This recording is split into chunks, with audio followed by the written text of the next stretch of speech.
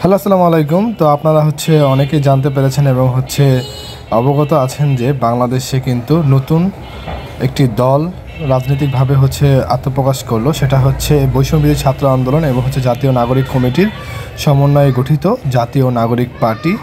সেখানে মূলত এই 10 জন তারাই মেইন পদের মধ্যে আছে।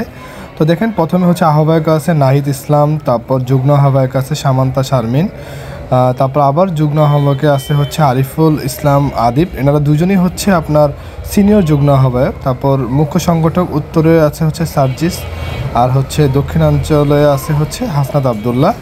তারপর সদস্য সচিব আছে আক্তার হোসেন।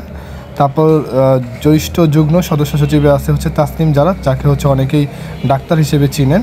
তারপর নাহিদা সারোয়ার নিভা, তিনিও এখানে কিন্তু জ্যেষ্ঠ যুগ্ম সদস্য সচিব হিসেবে।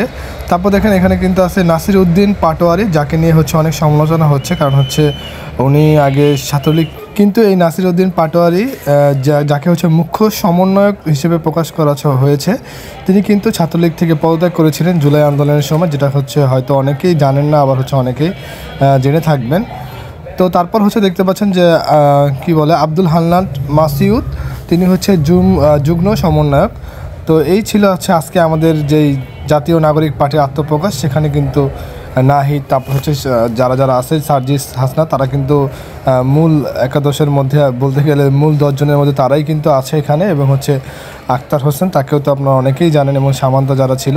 তো তাদের এই নতুন দল আত্মপ্রকাশে কিন্তু হাজার হাজার মানুষের পদচারণ হয়েছে জাতীয় সংসদ ভবনের সামনে মানিক মিয়া এভিনিউতে।